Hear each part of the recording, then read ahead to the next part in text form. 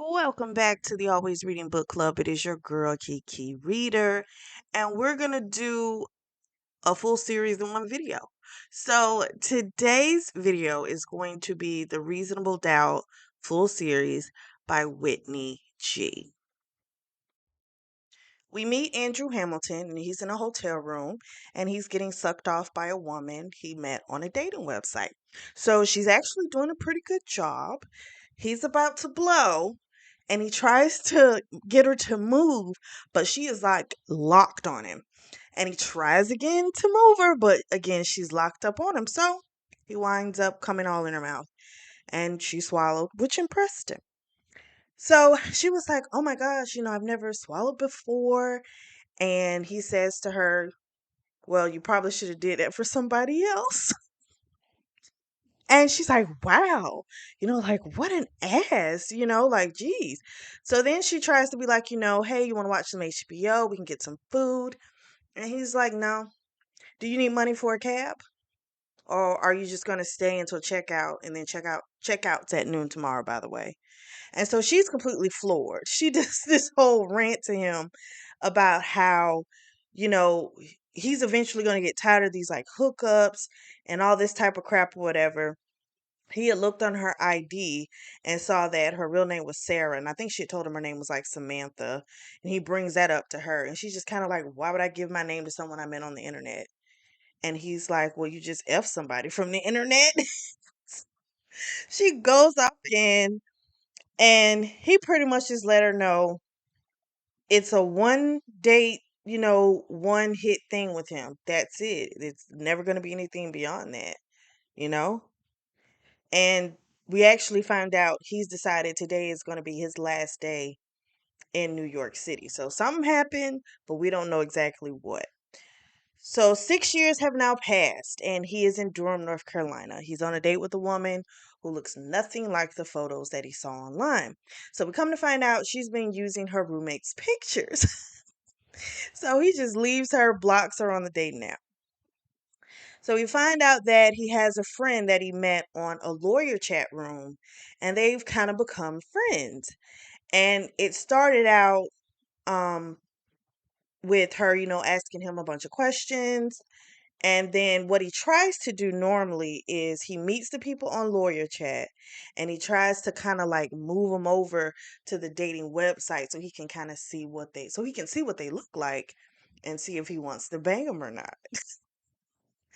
But what has happened with this person, Alyssa, is they've become friends. She knows about his escapades and things like that, so they actually have become friends. Now he still wants to screw her, but they actually do have a friendship.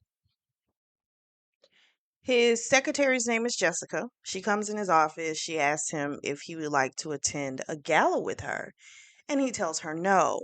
And so she's like, "Well, why not?" She's like, "I see you don't have a woman because no one's calling here for you, so you're not attached, so why not?" And he just lets her know, "I don't think it would be appropriate, and she just kept going. Like, she's like, "I suck really well." And he was like, "Why are you telling me?" She's like, "I was told in high school, I had a great mouth. I've never had sex before, so you would be my first, and I think that would be amazing." He's like, "Get out." So her grandfather, um, I think is one of the partners, and so he's like, "Get out before I tell your grandfather that you're in here, trying to solicit sex from me. Like, you need to go." So she leaves. We switch to Alyssa's character's POV, and I love when they do that. But we find out Alyssa's not her real name. Her real name is Aubrey. She's not a lawyer. She saw the lawyer chat room invitation because her mother is a lawyer, and she's still in law school, and she's also a ballet dancer. So she's doing like a double major. And of course, the ballet dancing is what she really wants to do. But her parents, her mother is pretty much like, "We're funding this. So you can take your little ballet classes, but you got to take up law as well." So she has an audition for Tchaikovsky Swan Lake. And before the audition, she calls her mother because her mother was supposed to be there, but her mother and her father, they're not there. So she's calling her mom and she's kind of, why aren't you here? Like I reminded you, what's going on? And the mother's basically just like, I don't have time for that. Just rude. And just pretty much was like, it's not a real job, it's a hobby. So she winds up hanging up on her mother. She gets a message from Andrew, and it pretty much is saying, I hope it all goes well with your audition. So she goes, does her audition. At first, she wasn't doing too great, but then she got herself together and she killed it. And so she leaves with the lead role of Odette. So later that night, she gets a call from Andrew. Actually, no, it wasn't a phone call at first. At first, they were like messaging via email because that's how they message a lot. And then he called her to like go over this case. It was a case study that she had. He didn't know that. He thought it was an actual case that she was working on. Because again, he thinks she's an actual lawyer and he thinks she's 27. So then he asked her to describe herself. And she gave like some whacked um, description of herself because she knows what he likes, which is, blonde, curvy, she knows. So she gives the opposite of what she thinks he would like, which is like a redhead. And so they have like phone sex over the phone, but he's just saying things to her. She's not responding. He's just saying things. And he wanted her to agree to like meet up in 2 weeks. And she was like, she didn't want to do it. And she was just about to say yes because she was about to come based on the stuff he was saying to her. And he knew that's what she was doing. So he messaged her, I'll see you in 13 days. So Aubrey's on her way over for an interview for an intern position at Andrew's law firm. So she gives him a call. They're talking on the phone. Got to remember, she doesn't know that he works there. And she's asking for advice, and he tells her something basically about some line he gives her to tell them, when it comes to certain stuff, it is what it is, right? So they get in there. Of course, he sees her. He's immediately attracted. He wants to fuck her automatically. And he's just like stuck on her as soon as he sees her. And so then she starts answering questions. And they say a case study. And this sounds really familiar to him. And so he tries Googling it to see about this case, but nothing's coming up. And then he's listening to her voice because they have talked on the phone, And he's like, wait a minute. And then he calls her cell phone because he remembers that Alyssa never puts it on silent. And sure enough, the phone rings. And he's like, oh my gosh. And also, his other thing, and I forgot to say this because this is important. She thinks his name is Thorough because that's the name he uses on Lawyer Chat. So she doesn't even know his name's Andrew. She thinks it's Thorough. So he's in a state of shock right now. And he had always told her this whole thing about lying and how it was just so despicable. And like, you can't come back from that with him. Like, you lie to him, that's it. We get a slight memory from 6 years ago.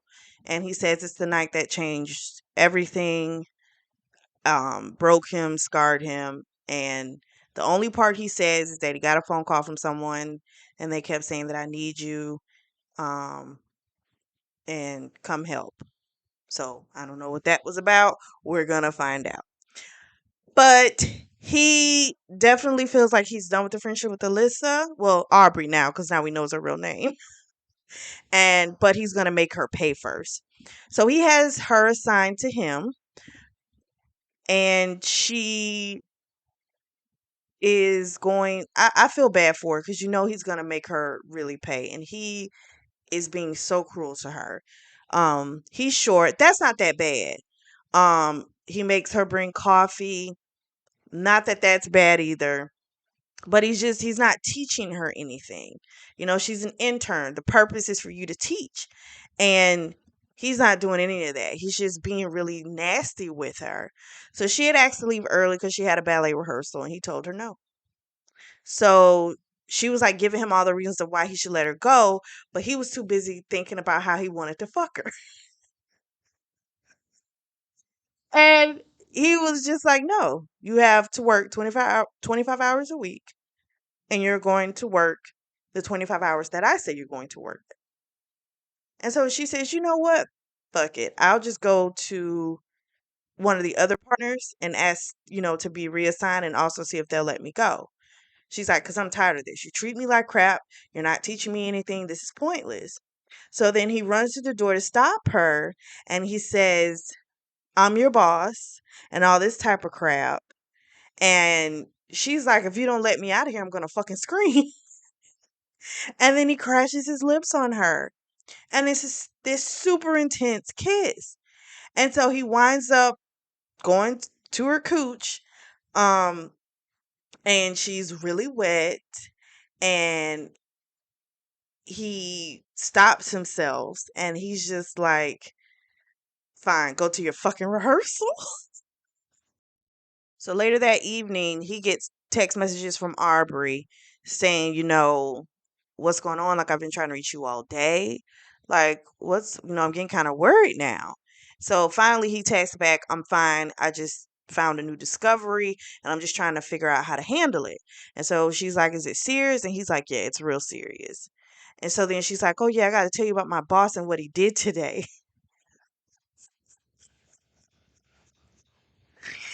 And she texted him, she messaged him, my boss kissed me and it was the hottest kiss I've ever had in my life. And he wants to fuck me. And he's like, how do you know he wants to fuck you? And she's like, because of how he kissed me. Like I could feel his dick against me. And so he's like,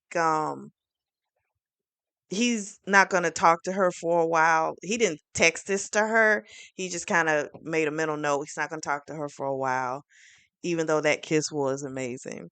So the next day he goes in. He, of course, is being tough on her again. And a brief that he had told her she had plenty of time to work on, he now wants it by 4. And it's like a 300-page brief. And she's like, no, she's not going to have that done by then. And so she tried to get him to, you know, pretty much like kind of see what you're doing. Like you're asking for something that's pretty much impossible. And he was just like, if you're not going to do it, I better have it, basically. Like it was kind of an ultimatum, but he didn't tell her he was gonna fire her, but he was just kind of like, it better be done, basically. So she leaves out of there and she goes to the break room and she's like, fuck it, I might as well just quit at this point because she knew she wasn't gonna be able to do it.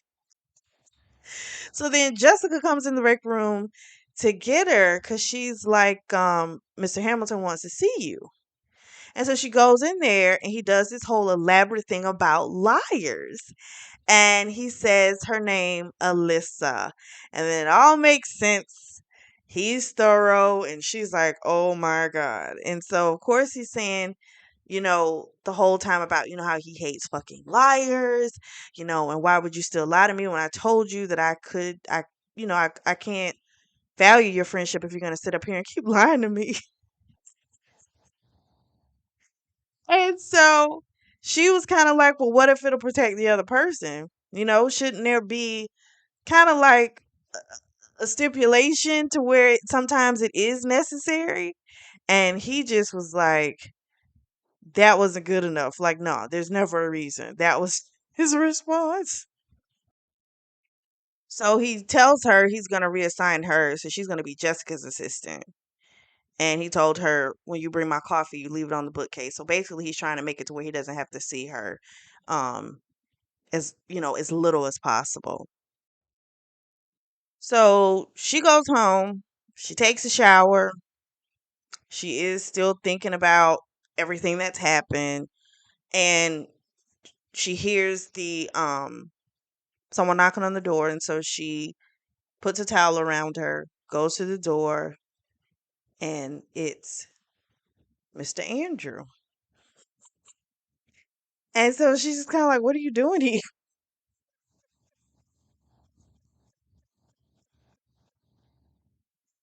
And before you know it, he starts kissing her.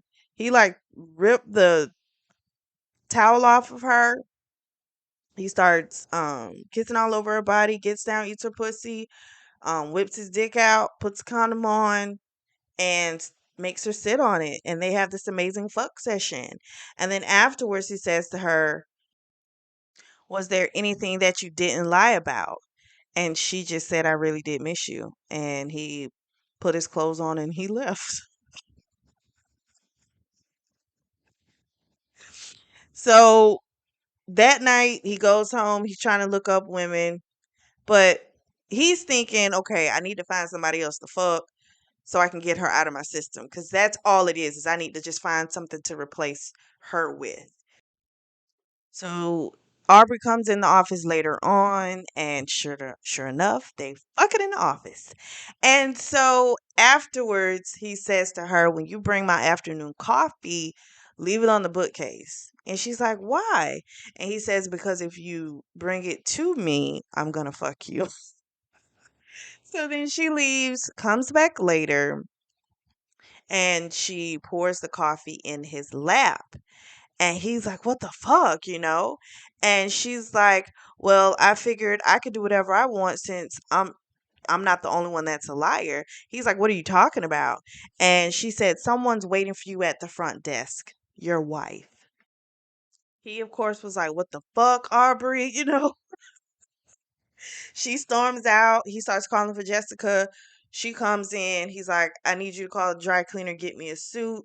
I need you to get me the Everett file, and I need you to let I think his name is Bob, one of the partners, let him know that I'm going to be late to the 4 o'clock meeting." His helper just staring at him, looking at his dick, and she's just like, "You sure you don't need some help with that?" She's like, "I can help you with that." She's like, "It's so big." It's like, oh my gosh, she is creepy with it. Like, clearly it's like he's not in the mood for that. This ain't it. But she is so, oh my gosh. His wife comes in. Her name is Ava. And we find out from this interaction that she has served time in prison. We don't know what yet. He screams at her, that she ruined him. And she was just like, "Is that how you're going to treat your wife?" She's like, "You said we could make it work, that when I got out, we could start over and all this type of crap." And he said, "My lawyer told me to tell you that."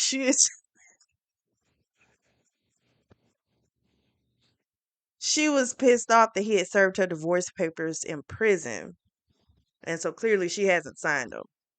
So he called security to come and get her ass. And they came and got her.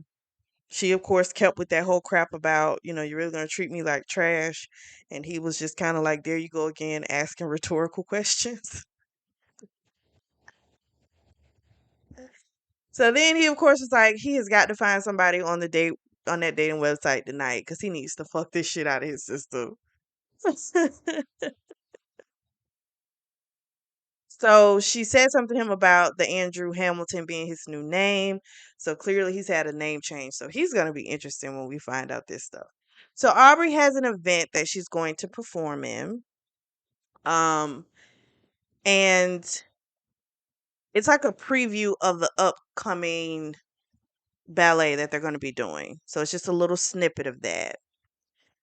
And so there's this great former Russian ballet. Well, he teaches their ballet at the College of Duke. And so he's on the mic and he's introducing her and saying how wonderful she is, so super talented, and how she just transcends. And he's like really proud of her. She didn't even invite her parents because she knew they weren't going to come, and she didn't need them messing her up. She did her dance, kilted. Um, she was angry, so there was like all this passion coming out.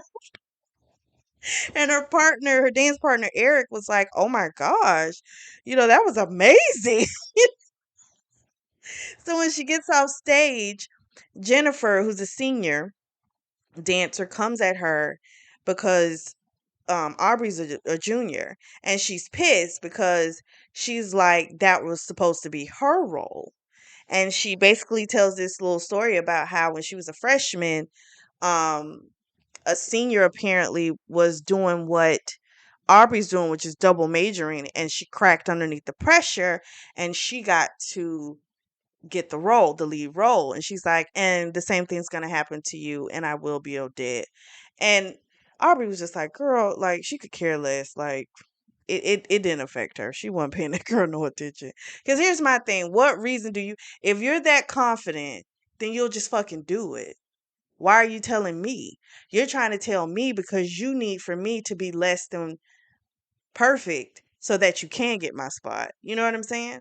And I think Aubrey understood that, and she didn't let the girl fuck with her. Aubrey needs a drink, and so she goes to the little bar section. And she's taking shots. And she looks up, and who does she see? Andrew, and he is on a date, and she is pissed.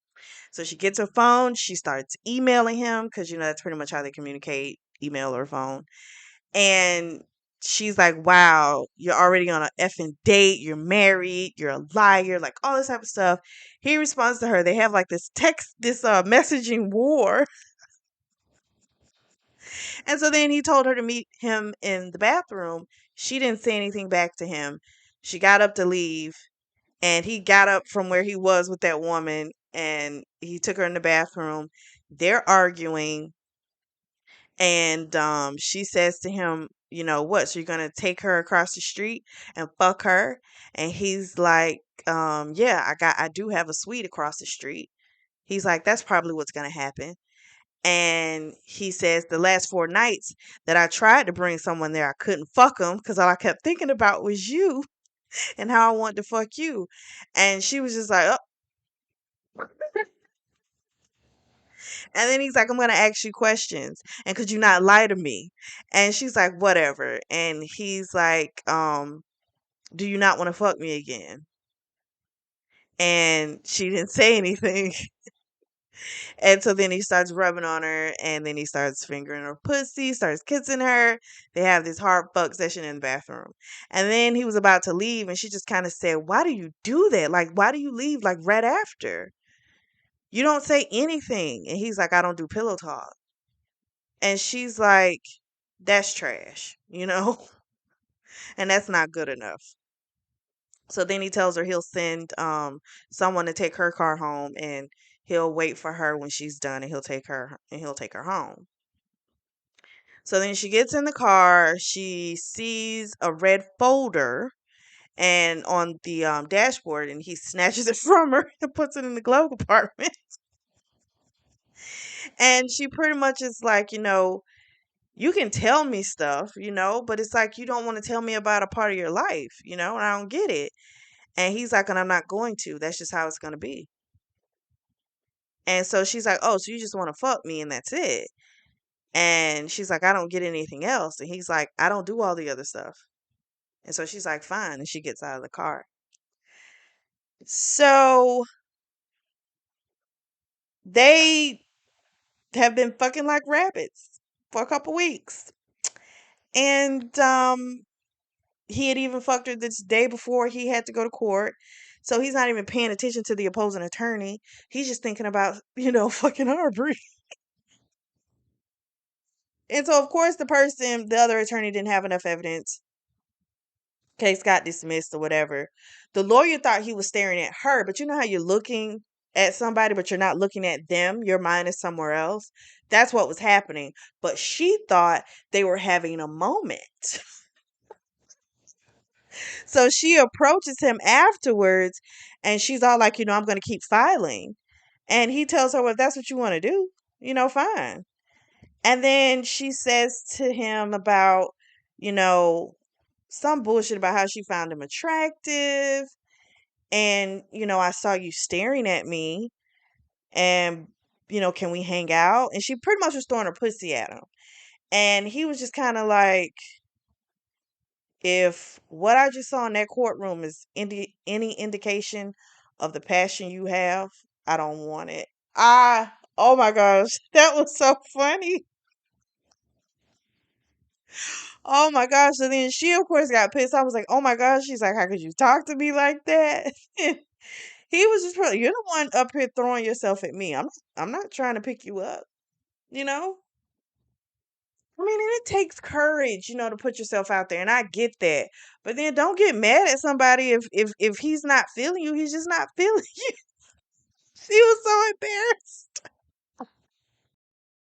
He leaves from court and he actually goes to one of her practices, Aubrey's practices. He kind of stands in the back, and until the ballet teacher saw his shadow and then was like for whoever it was in there to get out.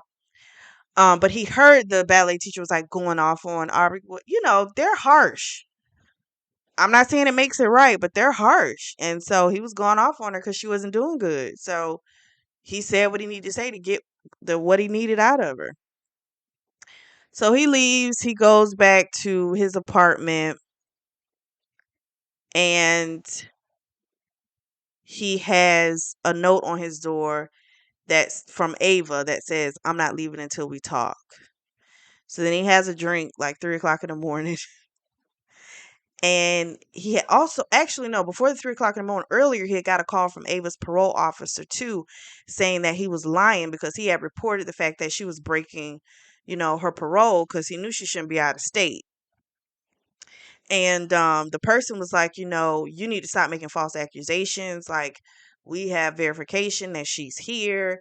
Her, um, what is it? The ankle bracelet thing is showing in New York. So she's here.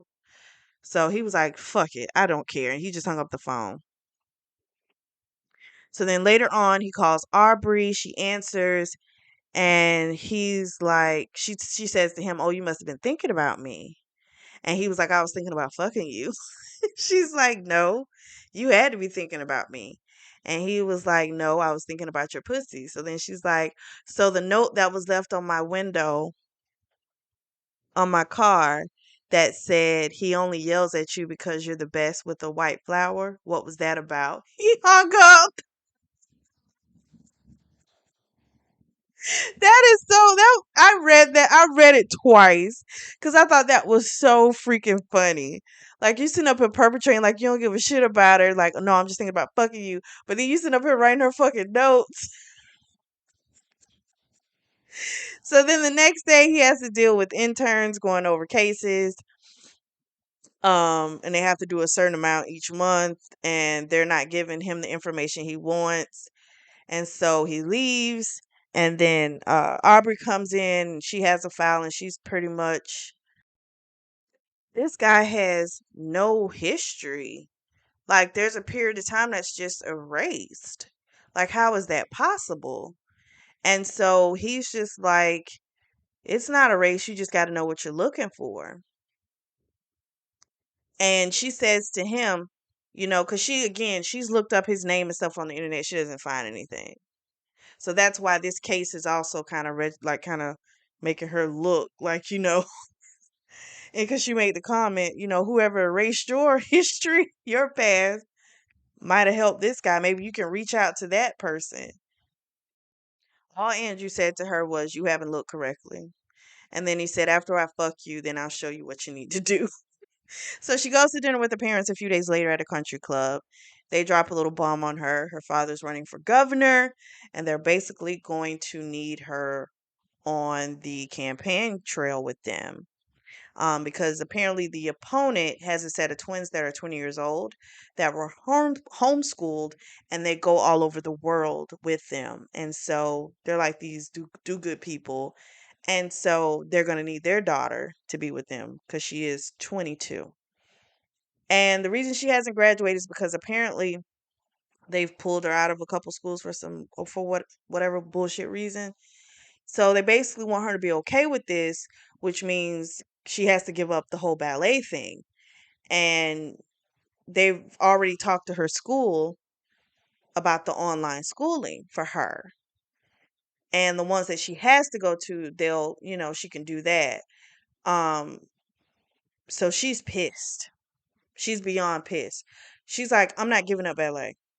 She had a whole fit, like went off on him loud, stormed off.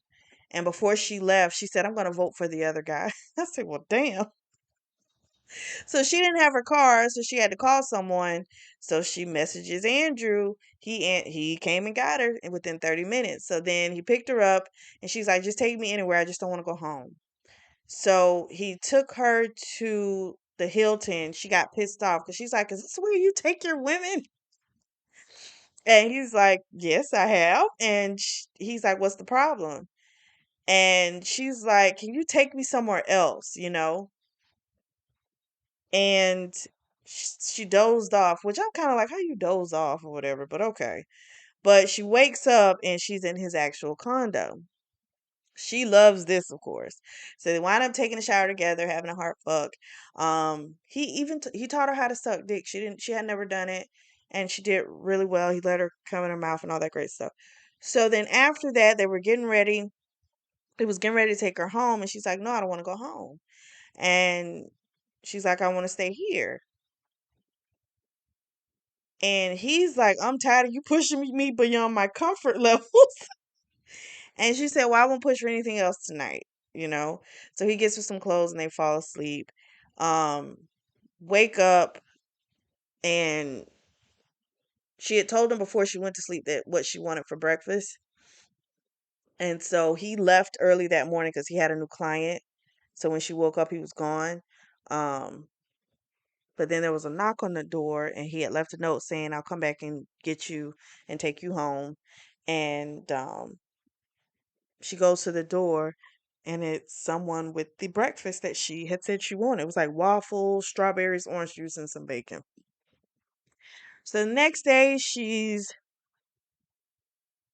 few days actually, she's been kind of staying at his place. They had just finished fucking and she was trying to ask him some questions, but that's when he starts to shut down. And then he gets a knock on the door. He thinks it's the food. It's Ava. So he was about to close the door in her face. But instead he went outside and talked to her, and she's just like, I'll sign the divorce papers.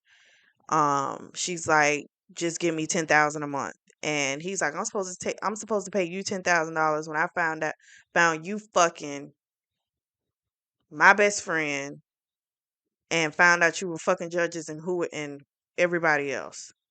She's like, okay, I'll take 5,000. He's like, no. She's like, I'm not gonna give up. I always get what I want. So he slammed the door in her face. But then at that moment, it's like he decided, I got to end this with Aubrey. She's trying to dig too deep and she wants answers, and I don't want to give it to her. So he cut her loose. He went in there, started packing her stuff, and he's like, you need to go back to your apartment. And she's like, Andrew, stop, and he's like, nah, we're not doing this anymore. We're going back to Mr. Hamilton. And I forget her last name. Um, I think Carson. I think it was Aubrey Carson. I think. I can't remember. He's like, we're gonna be intern and boss again. Like, no more fucking. This is it. He got real cold on her, and she snatched her shit, and she said, she's like, fine. She's like, cause I'm done with this hot and cold shit. She was so hurt. So then we have a flashback. We go back 6 years and we find out his name when he was in New York. It was Liam Henderson, and he was married to Ava Sanchez. At this point, they've been married about 3 years. He apparently, right out of the gate, out of law school, had won this huge case that, like, something with the government and change in the New York Times. It was a big deal. It was a conspiracy he had uncovered, but because it was affiliated with the government, he couldn't be known for it, right? So he wasn't getting the credit. But people knew about it, and his business was growing. But for Ava, it wasn't growing at the rate she wanted. She wanted bigger, grander, she wanted his name plastered all over the city. But he was content with what he had. His partner's name was Kevin in the law firm, and she was making a comment about Kevin hanging around too much. We need to find him a woman and all this type of stuff. And then we find out he has a daughter named Emma. And so we're starting to get some more pieces. But he does say that within the next few months, his life is going to completely unravel to the point that he had wished he never lived. They have a mock trial. The interns on the upper level of the building, there, because it's an extremely successful law firm, it has a replica nice courtroom up there. So they're doing the mock trial. And yes, Aubrey is questioning Andrew. And it gets funny because she starts asking about his sex life.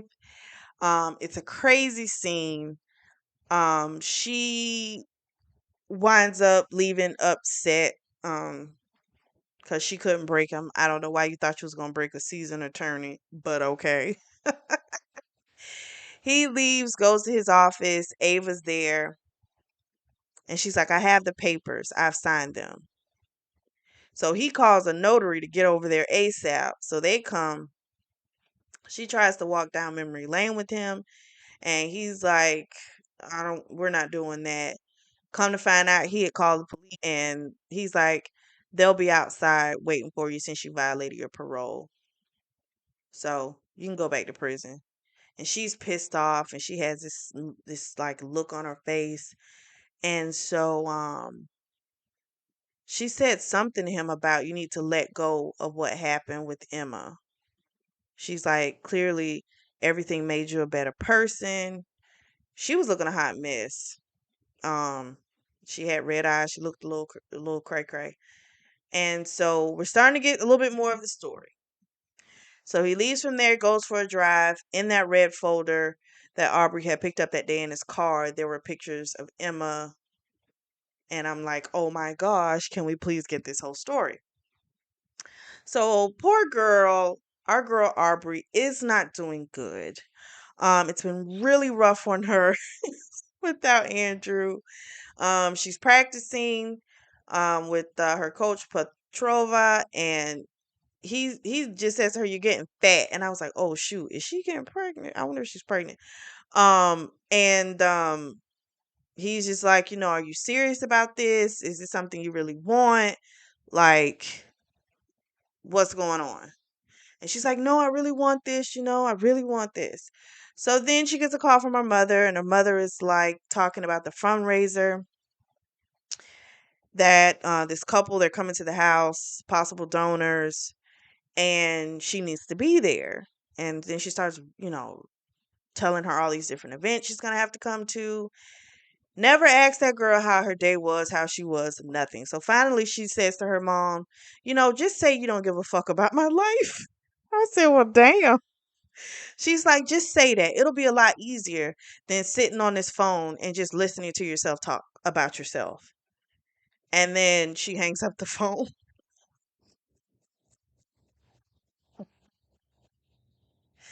So then she gets a call from the admissions department, and they tell her that her withdrawal, I can't talk today, withdrawal paperwork is approved, and she just needs to come and sign it. So her parents then took her ass out of school. So they've handled everything. So she is pissed. So she looks at the letter Petrova had gave her earlier while she was at practice. And it was about an opportunity for an audition at the New York City Ballet in 3 weeks. And so at first she was like, I don't know if I should do this, blah, blah, blah. And then she sees an email from Andrew, and it just kind of again was saying, he basically was saying, like, clearly you're having an emotional response, the way you were in court. And, if you could have just kept it to where, just us fucking and that's it would, everything would be better, and all this type of crap. And that's when she starts looking up the New York City Ballet. So Andrew goes to work. It's his birthday, but it's not his real birthday. But for what they have on file for him, it is. So they throw him a little birthday party. Jessica comes in. She gets him. Everyone's all happy birthday, sings to him. Aubrey's over in the corner, and then she's like, screw this. She walks off. He goes after her. They're in this little cubby hole, and he winds up kissing her. She pulls away from him, and she's like, I'm sick of this shit. She goes to her cubicle.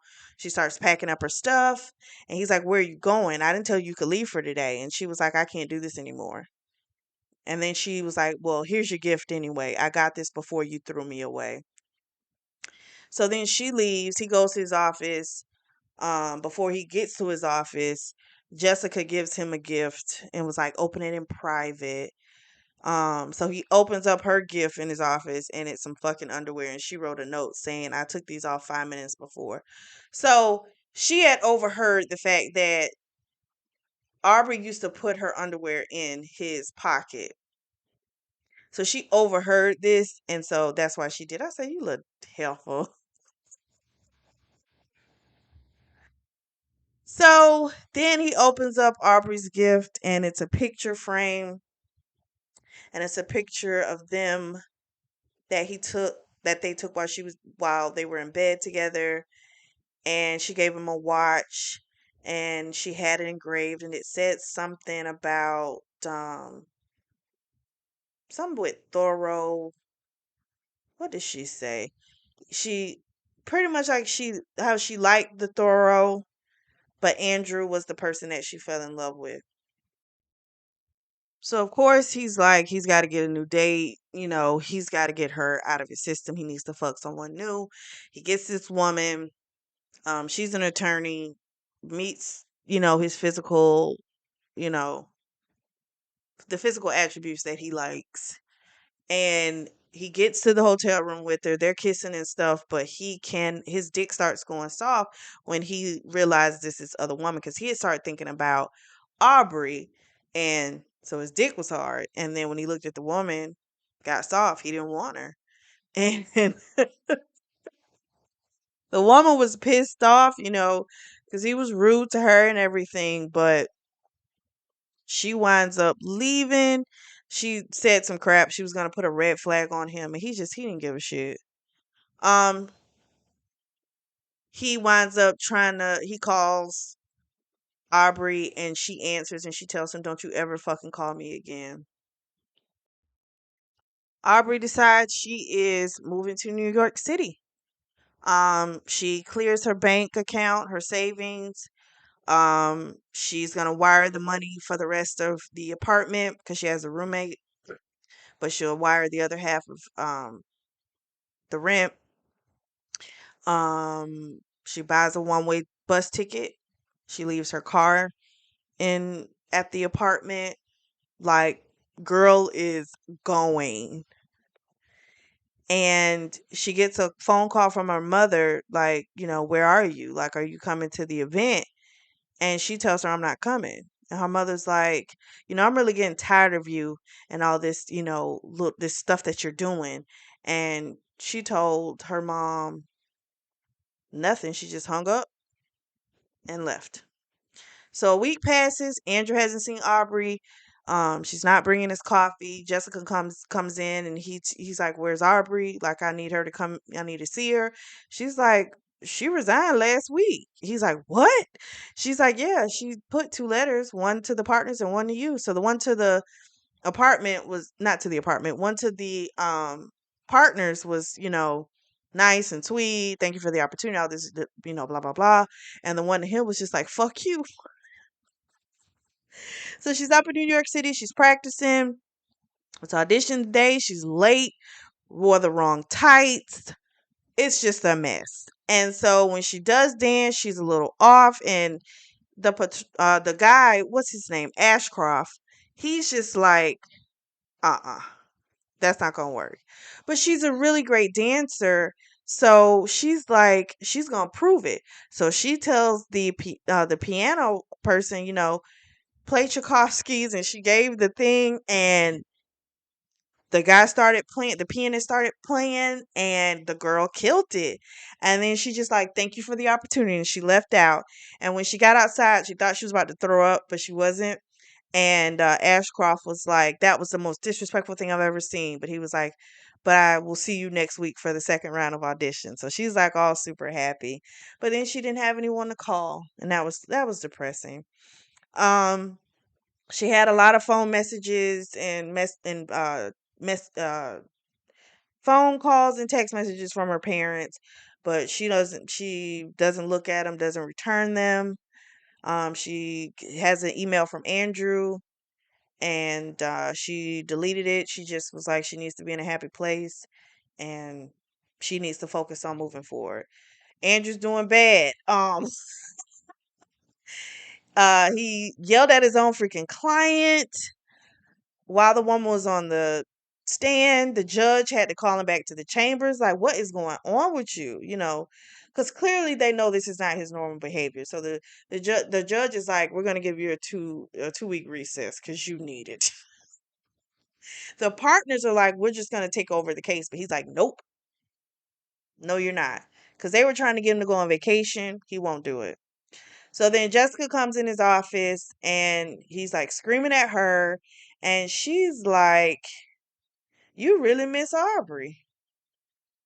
And he's like, what? What are you talking about? And she's like, I know you all were fucking. She's like, I used to listen to you at the door. It's like, oh my gosh. But I'm not shocked. She clearly had to know something. She knew about the panties um in the pocket. So I'm like, she listening. So she says, besides, you've been wearing the same shirt for 2 weeks and you reek of alcohol when you come in here. So I was like, dang, boy, doing bad. So he goes home, he gets drunk again, he calls her like 5 times, and then eventually she picks up and he's like, how are you? She's like, why? She's like, what do you want? And he's like, you can't talk to me? She's like, I'm busy. And he's like, well, why did you pick up the phone? And so she's just hung up. So then he's been sending her emails over the past months, a few months roll by, and he's been sending her emails and stuff, but she's not answering anything. She's now dating someone named Brian. She hasn't screwed him yet, but it's just nice that she has someone that's nice and sweet to her. She deserves that. So the Brian guy sent her some roses, put some bath salts in, not bath salts, bath beads or something like that, for her to take a nice bath. He had to go, I think, dance, whatever, because he's a dancer too. And he was all like, I hope you think of me. But of course, her mind goes to Andrew. She reads the email. And then Andrew calls her, not Andrew, um, the Brian guy calls her. He wants to have phone sex, and it's just awkward. It's not cute. It didn't work. She faked like she had static on her end and got off the phone. So Andrew has to go to New York to testify in the case against Ava and uh the other person we don't know just yet. He wants to just submit a written testimony and that's it. The lawyer is like, are you sure you can't stay? He's like, they're like, we thought you were going to stay here for like a couple of weeks. He's like, I'm trying to be out of here within 15 hours. And then he opens up the paper and yes, he sees Aubrey's name and Everhart. That's her last name. I don't know why I was calling it Carson. Um, and that there's a ballet gala the next night. So then now, of course, he's going to stay another night. So Andrew's now decided to stay a couple of weeks. He goes to the gala. He gets all dressed up, goes to the front seat. She is absolutely mesmerizing. She did an amazing job. She's dancing with her dance partner who at first he's watching them and he sees like they're making these looks at each other, and then at the end he gives her a kiss and he's like, what the fuck, like, who is this? So then he goes in the back. She's talking to her boyfriend, then her boyfriend leaves, then she's talking to some other ballerinas, they leave, and then he comes up to her and she's like, what the fuck are you doing here? You need to leave. And he kept saying, I need to talk to you, I miss you. And he's like, I want, our friendship back. And she's like, that's not gonna happen. Then Brian comes up and he's like, is everything okay? And she's like, everything's fine. He's just a donor. He just wanted to say hello, and she walks off. He goes back to the hotel. He calls an old connect that helped him kind of create his new identity and gets her new address. And so then he goes over there, and Brian answers the door. And the Brian guy's like, wait a minute, you're the guy from the event, and from the gala. And then Aubrey comes out, and he's like, I need to talk to her. And so the Brian guy's like, like, who are you, And he says, my dick is the one that's been in every inch of her mouth. That's what he says to the dude. I'm like, shit. So she takes him outside. They're going back and forth. Um, she's just like, I have a boyfriend now. Like, I'm trying to move on. Like, you gotta stop. Like, And he didn't want to hear it. She's like, you treated me like trash. She's like, and I'm not doing this anymore. And so she slammed the door in his face. Next morning she gets up, there's someone at her door with a coffee from the coffee shop. She's like, I didn't know you all delivered, but they were like, we don't. So then she goes in, has her one-on-one time with Ashcroft. She danced her best. She decided to delete everything from Andrew. She blocked the emails, took out everything from the archive. She was like really trying to make it work with Brian. So her and Brian on the way back, and Andrew's standing outside of the building.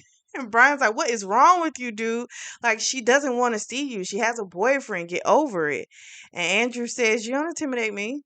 So she takes Brian into her apartment, and Brian pretty much breaks up with her. He's like, I don't think this is going to work. He's like, I think your mind and heart is somewhere else. He's like, I'll give you a month, and then maybe, we can see where this can go or whatever. And so then she runs out there to Andrew, goes off on him, and he's like, well, that's what needed to happen. He's like, we need to talk. And he's like, there's stuff we need to straighten out. And she was just saying how great of a guy Brian was to her. And he's like, you won't give me a chance to be that. And she's like, I ain't holding my breath for that type of treatment from you. So, of course, now Andrew is there to take her to rehearsals, brings her hot chocolate. And by the way, he was the one that had sent someone to bring her coffee that morning. It wasn't Brian.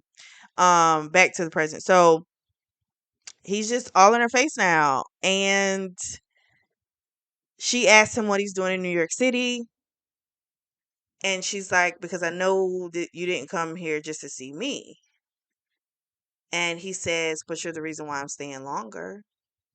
She's like, but that's not the whole truth. And so he just kisses her, and she lets him, because she does miss that man.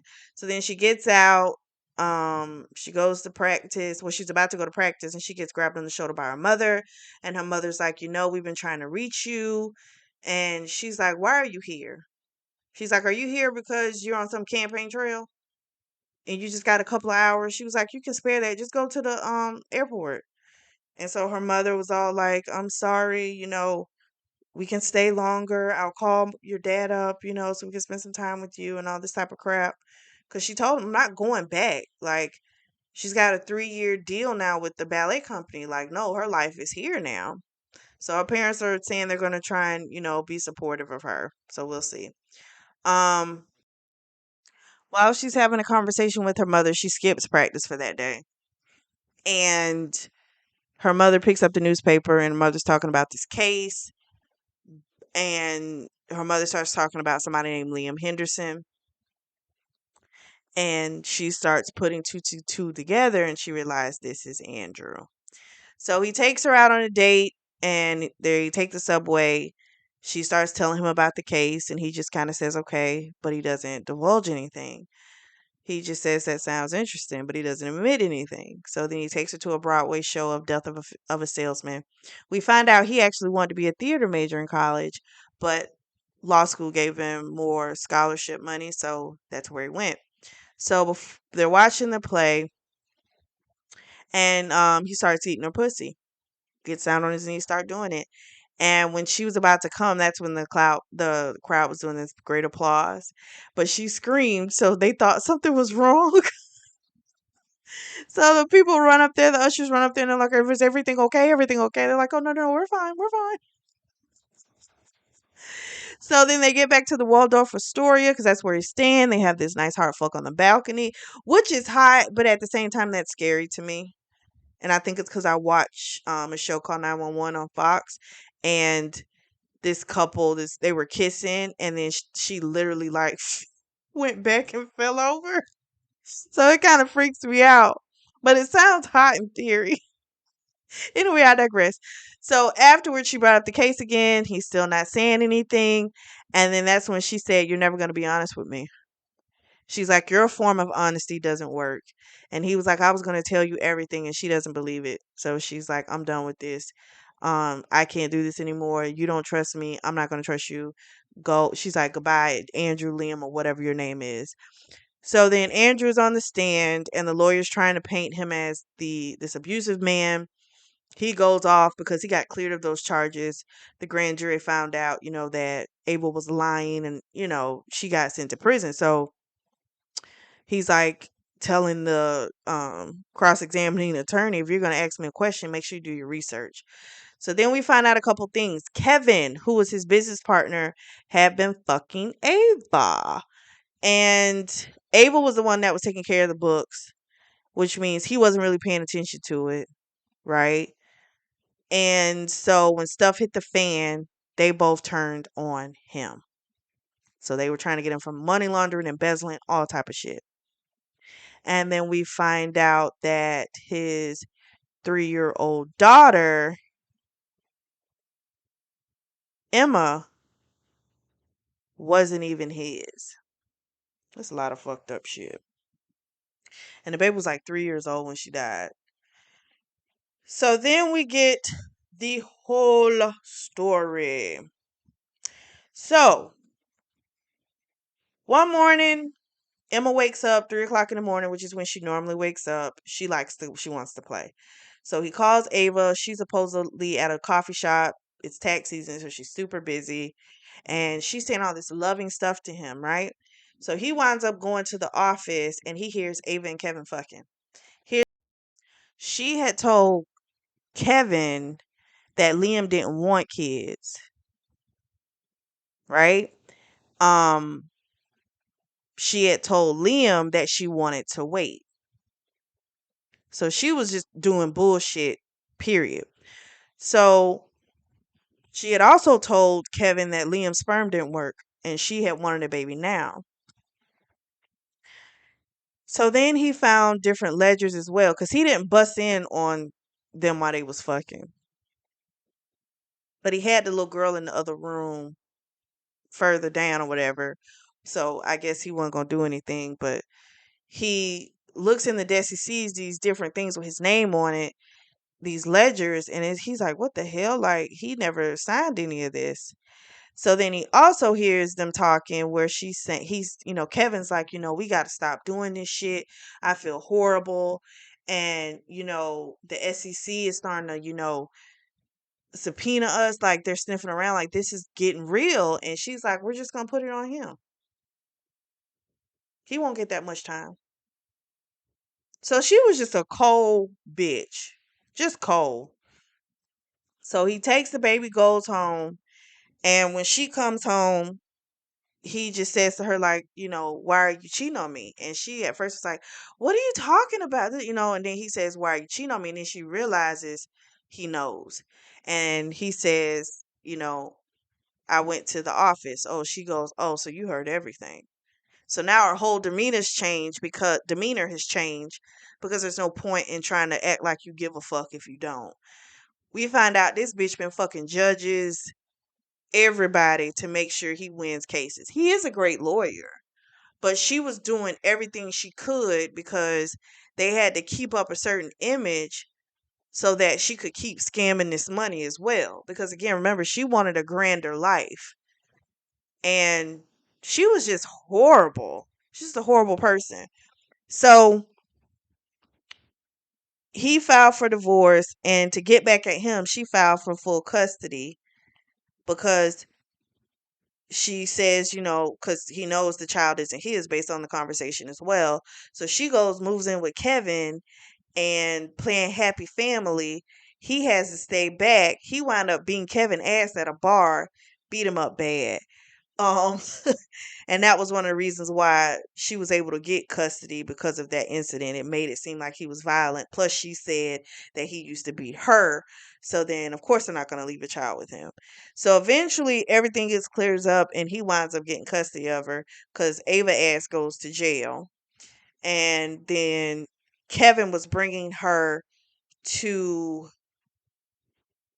the birthday party at Liam's house, and that's when they got in a car accident and the baby died. And so we find out also Kevin's ass was drinking. So this is a heartbreaking thing. So Aubrey's in the back of the courtroom and she hears all this stuff. She kept her head down because she didn't want him to see her. Um, but it was just so gut wrenching. And so afterwards, she goes to his, I want to, yeah, she goes to his apartment. No, he's back at her place, her apartment, and he just says, tells her he loves her. He apologizes, and then they wind up having this great fuck session. He's still leaving. She got kind of mad at him. She's like, "What are we gonna do? Like, you live there, I live here." He's like, "We'll figure it out and we'll make it work." And I was just kind of like, listen, you done made that commitment to that ballet company. You see that he's had what has happened to him in this city, and the newspapers trashed him horribly too. So you should kind of see why he might not necessarily want to stay here. But anyway, weeks pass. They're doing the long distance thing. It's her opening night. She's not happy because he's not there. He had emailed her, about good luck, but she was pissed, so she didn't even respond. Her parents did come. They had a little photo moment for the campaign, but I think they're just always going to be a mess.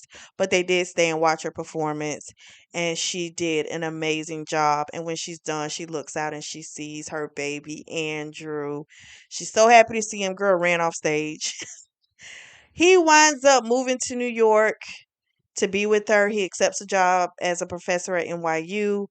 We fast forward, I want to say 6 years later. No, maybe not six, maybe six. Some years later, we fast forward. He's been like professor of the year for like 3 years. She's toured all over the world. She's ready to retire. We find out she's pregnant. She's really excited about this. She's going to take more of a teaching role at the ballet company. And so they're at dinner. He gives her some earrings and she looks all disappointed. And she says, "I thought you were going to propose." And he was like, "If you had waited 20 more minutes." And then he pulls out the princess cut ring, and it had blue sapphires around it.